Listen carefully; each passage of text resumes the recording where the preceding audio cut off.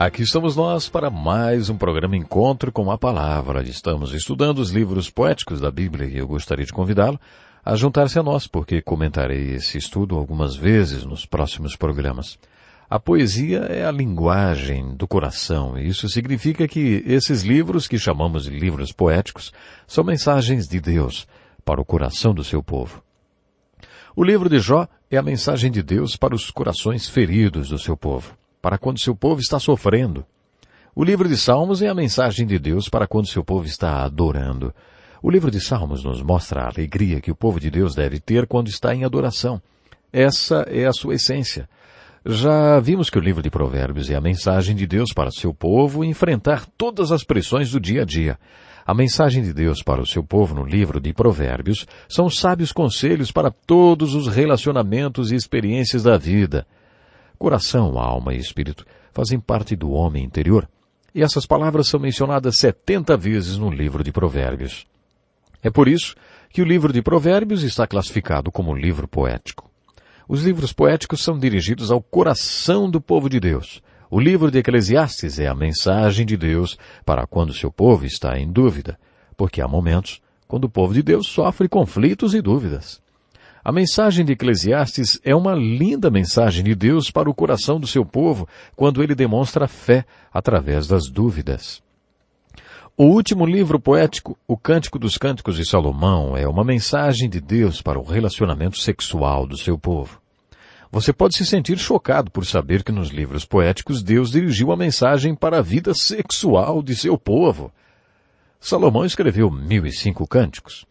Esse Cântico dos Cânticos é o único deles que temos, mas é uma joia preciosa. O último livro poético da Bíblia. E é claro que um livro como esse nas Escrituras só poderia estar entre os livros poéticos, porque o amor é uma matéria que deve ser classificada como poesia. Quando você lê o Cântico dos Cânticos, imagina uma suíte de lua de mel, onde foram colocados microfones escondidos que captaram todo o diálogo de um casal durante uma noite de amor. Por causa dessa conversa de amor tão íntima, os homens judeus eram proibidos de ler o Cântico dos Cânticos até os 30 anos.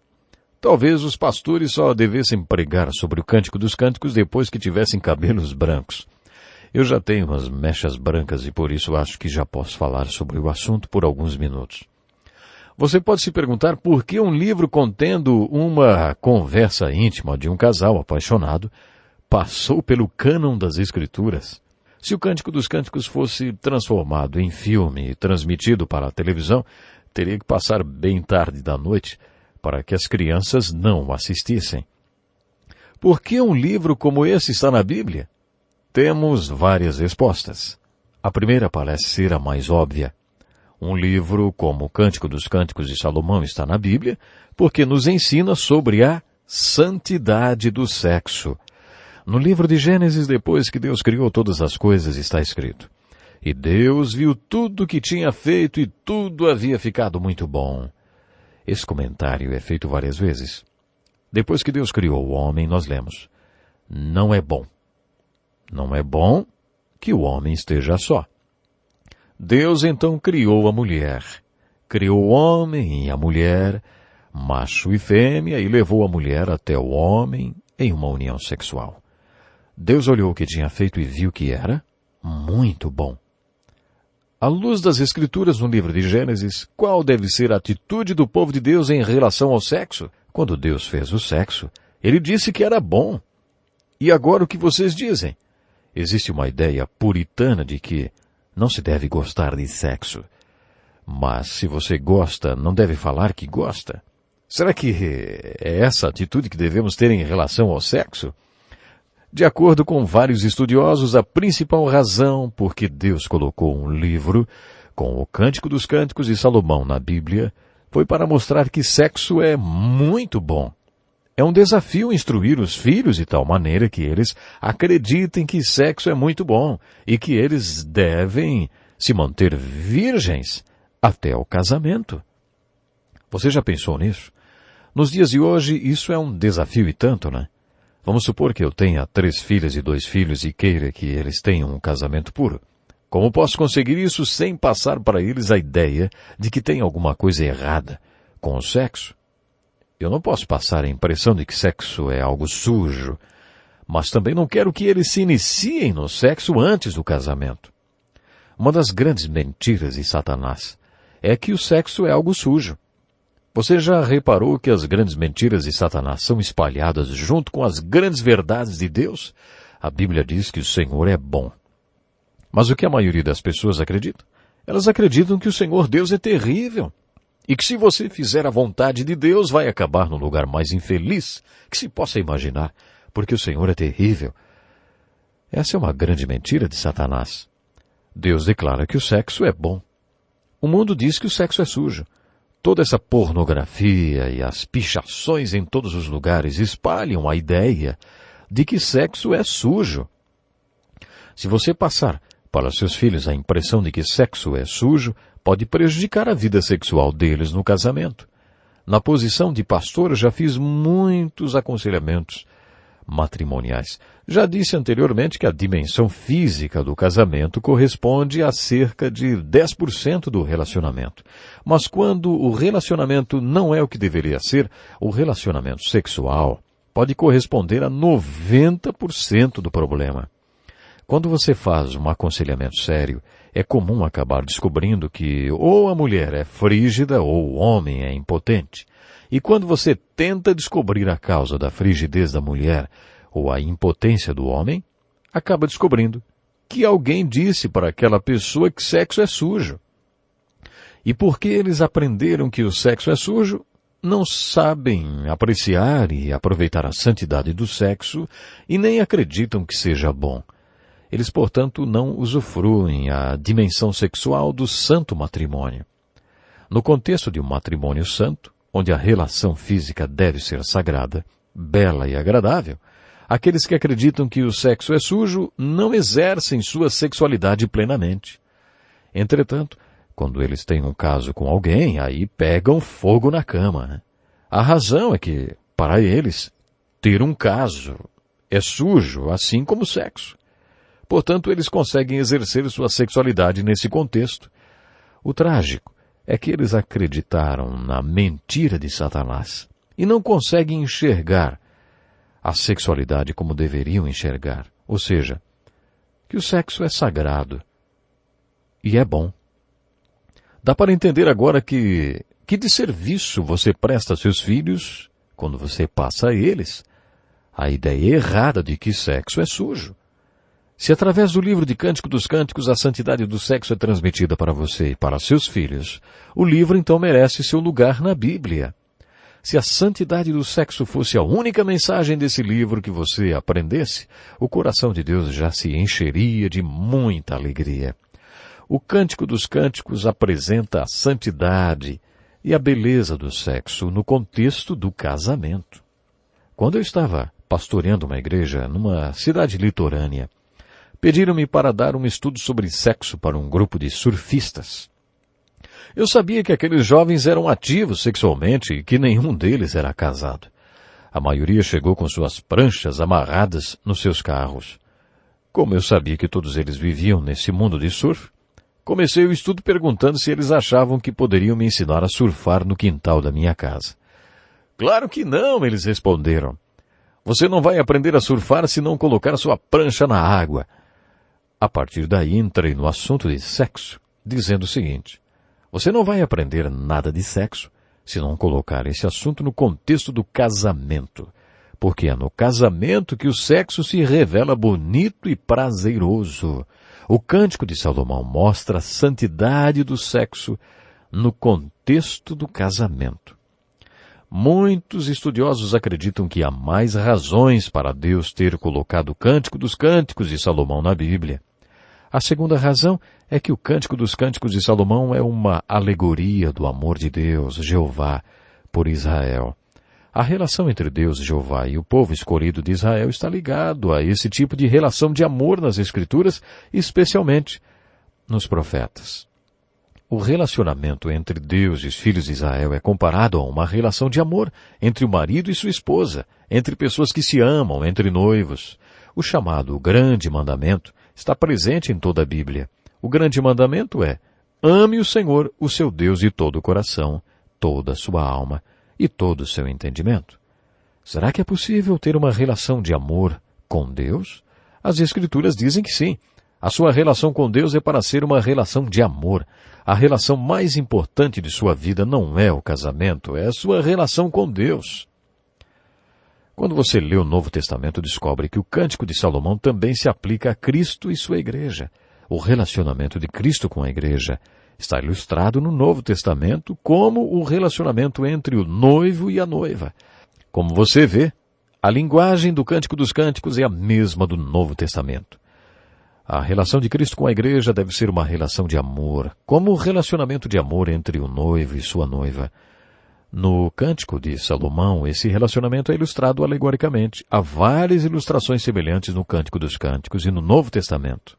Há mais uma maneira de fazer uma aplicação desse amor às nossas vidas. No Velho Testamento vimos que o povo de Deus deveria amá-lo com todo o seu ser. No Novo Testamento aprendemos que devemos amar ao Senhor Jesus Cristo com cada célula do nosso ser. Você realmente ama a Jesus? E você sabe que Jesus ama você? Perguntaram a um grande teólogo: qual foi o pensamento mais profundo que você já teve? O professor pensou por um minuto e respondeu: Jesus me ama. A Bíblia assim me diz. Esse é o pensamento mais profundo que eu já tive. Sem dúvida, esse é um pensamento simples e muito profundo. Será que você tem consciência da importância desse pensamento e de sua aplicação? Jesus realmente ama você. Como eu sei, afinal, que Jesus me ama? A Bíblia assim me diz. Essa verdade é a aplicação final do Cântico de Salomão. Esse lindo cântico de amor representa a relação de amor que deve existir entre você e o Jesus que o ama. Eu gostaria de centralizar em uma das aplicações encontradas no Cântico de Salomão. Essa aplicação refere-se a quando o noivo primeiro leva a sua noiva para o seu quarto e depois para o salão de banquetes. Leve-me com você, vamos depressa, leve-me, o rei, para seus aposentos. E depois, ele me levou ao salão de banquetes, e o seu estandarte sobre mim é o amor. A primeira aplicação que podemos fazer é que a relação com Jesus Cristo deve ser íntima. No Sermão do Monte, Jesus disse que nossa relação com Deus não deveria ser pública nem externa. Jesus nos disse que para orar não devemos ficar de pé no meio da rua, em plena luz do dia, proferindo palavras em alto e bom som para todo mundo ouvir e pensar que somos bons crentes religiosos. De acordo com Jesus, se você realmente quiser ter uma vida de oração com Deus, você deve ir para o seu quarto de oração, fechar a porta, e nosso Pai que está em secreto nos recompensará publicamente. No Sermão do Monte, Jesus nos disse mais de uma vez que nossa vida de oração deve começar na intimidade do nosso quarto. Será que o seu quarto é um aposento tranquilo para Ele? Nesse cântico de amor, um dos amantes é levado para o aposento tranquilo e depois para um salão de banquetes. Aplicando essa ilustração, esse aposento pode ser uma relação íntima com Jesus e o salão de banquete poderia representar sua adoração pública e a profissão da fé em Jesus Cristo. Você tem um relacionamento com Jesus quando ninguém está olhando, quando ninguém mais está com você? Ou todo o seu relacionamento se resume a quando você está na igreja rodeado de centenas de pessoas, hein? A igreja é o salão de banquete, mas o aposento é a sala da sua casa, quando você se levanta às 5 da manhã, fica sozinho, sem ninguém olhando. Só você e Jesus. Você já falou com Jesus assim? Você fica com Ele em um canto tranquilo do seu coração ou da sua casa? É essa uma das aplicações do Cântico de Salomão. Outra aplicação refere-se ao fato de que em todo cântico é a comunicação entre o casal apaixonado, quando essa comunicação é entrecortada, interrompida. Entretanto, essa comunhão é quebrada não pela vontade do noivo. É sempre a noiva que interrompe a comunhão deles. Isso ilustra o fato de que nossa comunhão com Jesus Cristo deve ser contínua. Se afirmamos que temos comunhão com Ele, mas andamos nas trevas, mentimos e não praticamos a verdade. Se, porém, andarmos na luz como Ele na luz está, temos comunhão uns com os outros. Cristo não vai sair das trevas e andar conosco. Se queremos ter comunhão com Ele, devemos sair das trevas e ir para a luz como Ele está na luz, e restaurar nossa comunhão com Ele. Queremos que nossa comunhão com Jesus nunca se quebre, mas infelizmente devemos reconhecer que isso acontece com frequência, não? Observe, como já mencionei, quando a comunhão é quebrada nesse cântico de amor, nunca acontece por causa do noivo, mas por causa da noiva. A aplicação que fazemos é que sua comunhão com Jesus não é interrompida ou quebrada por Ele, mas por você mesmo. Há alguns anos, uma das minhas filhas me deu uma pedra-peso para segurar papéis. Em cima da pedra estava escrito: se você não está perto de Deus, deveria estar. Quando virávamos a pedra de ponta cabeça, encontrávamos essas palavras: quem tirou do lugar? Se você não está tão próximo de Deus como deveria estar, quem foi que saiu do lugar, hein? Em todo o Cântico de Salomão encontramos esse tipo de linguagem. O meu amado é como a galeza, como um servo novo, vejam. Lá está ele atrás do nosso muro, observando pelas janelas, espiando pelas grades. O meu amado falou e me disse: levante-se, minha querida, minha bela, e venha comigo. Minha pomba que está nas fendas da rocha, nos esconderijos, nas encostas dos montes. Mostre-me seu rosto, deixe-me ouvir sua voz. O noivo do lado de fora fica à porta, tentando entrar. E a noiva do lado de dentro não ouve chamá-la. A comunicação foi quebrada. Então lemos o seguinte: eu estava dormindo, mas meu coração estava acordado. Escutem, o meu amado está batendo. O meu amado pôs a mão por uma abertura da tranca. Meu coração começou a palpitar por causa dele. Levantei-me para abrir-lhe a porta. Minhas mãos destilavam mirra. Meus dedos vertiam mirra na maçaneta da porta. Eu abri, mas o meu amado se fora. O meu amado já havia partido. Quase desmaiei de tristeza. Procurei-o, mas não o encontrei. Eu o chamei, mas ele não respondeu. Essa é uma ilustração de um versículo muito conhecido no capítulo 13 de Apocalipse, onde Jesus é descrito de pé junto à porta da nossa vida batendo. Se alguém ouvir a minha voz e abrir a porta, entrarei e cearei com ele e ele comigo. Essa é uma ilustração do relacionamento entre Cristo e a pessoa que crê. Jesus está à porta, batendo pacientemente. Ele não vai mexer na maçaneta, não vai forçar a porta. Não há trancas do lado de fora da porta, as trancas estão do lado de dentro. O crente que está do lado de dentro deve abrir a porta e convidar Jesus para entrar. Isso está ilustrado no Apocalipse e no Cântico dos Cânticos de Salomão. A seguir, o cântico de amor centraliza-se na noiva. A noiva está nos seus aposentos quando o noivo bate a porta. A noiva está distraída, se perfumando, e o noivo continua batendo e batendo a porta. Quando a noiva termina de se perfumar, abre a porta. Mas o noivo já se foi. Temos aí mais uma linda aplicação. Compare a noiva à igreja. A igreja está tão preocupada com a unção da graça, com os dons, que se descuida do relacionamento com o doador de todas as bênçãos espirituais. A igreja de Jesus Cristo hoje está tão fascinada com certos aspectos dos dons, que se esquece que o propósito do Santo Espírito é exaltar Jesus Cristo. A verdadeira comunhão da igreja hoje deve ser com Jesus, que é exaltado pelo Espírito Santo e não com o Espírito Santo. Há muitos anos um pastor presbiteriano teve uma experiência espiritual. Ele foi batizado no Espírito Santo. E como resultado dessa experiência tornou-se um crente e pastor carismático, ou avivado. Depois dessa experiência, Deus usou esse pastor, o Dr. Simpson, para abrir várias igrejas na costa leste dos Estados Unidos, que formaram uma aliança dedicada a missões e a levar o Evangelho para todo o mundo. Como resultado da visão e do ministério do Dr. Simpson, hoje existe uma denominação com mais membros fora dos Estados Unidos do que em solo americano.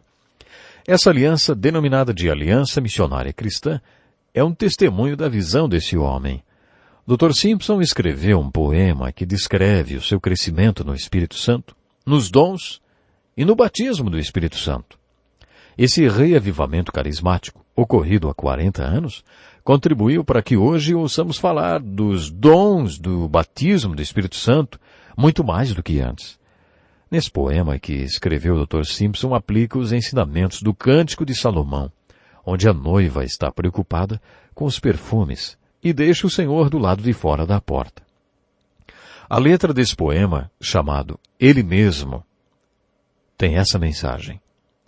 Antes era a bênção, hoje é o Senhor. Antes era o sentimento, hoje é a sua palavra. Antes eu queria o seu dom, hoje o doador do dom. Antes eu buscava a cura, hoje é aquele que cura. Antes era uma busca sofrida, hoje uma confiança tranquila. Antes era salvação, hoje eu quero tudo. Antes era uma incansável caminhada. Hoje ele me leva pelo caminho. Antes estava sempre flutuando nas águas, hoje minha âncora está segura. Antes eu estava tão ocupado com planos, hoje, em oração, entrego tudo. Antes tinha tantos cuidados, hoje ele cuida de tudo. Antes eu era o que eu queria, hoje o que Jesus quer. Antes era meu o trabalho, hoje como ele quiser. Antes eu queria o poder, hoje o Todo-Poderoso. Antes eu esperava em Jesus, hoje sei que ele é meu. Antes minha chama estava morrendo, hoje tem um brilho intenso. Antes a morte eu queria, hoje sua vinda eu quero. Sempre cantarei Jesus. Tudo em Jesus, Jesus em tudo. O poema do Dr. Simpson é uma linda aplicação dessa parte do Cântico de Salomão que mostra a noiva nos seus aposentos com a porta trancada e o noivo do lado de fora. A noiva está distraída com seus perfumes e ungüentos, a unção, e o deixa do lado de fora até que ele vá embora. O Cântico de Amor de Salomão está cheio de aplicações como esta. Se a noiva quiser entender o noivo, precisa compreender a importância de cuidar das suas ovelhas com ele. Isso remete ao último capítulo do Evangelho de João, onde Jesus pergunta 3 vezes a Pedro: Pedro, você me ama mais do que estes? Cuido dos meus cordeiros. Pedro, você me ama? Pastorei minhas ovelhas. Pedro, você me ama? Cuide das minhas ovelhas. Se você quer expressar seu amor por Jesus, então mostre interesse pelo rebanho dele, cuidando e amando as suas ovelhas. Que Deus o abençoe e até o nosso próximo programa.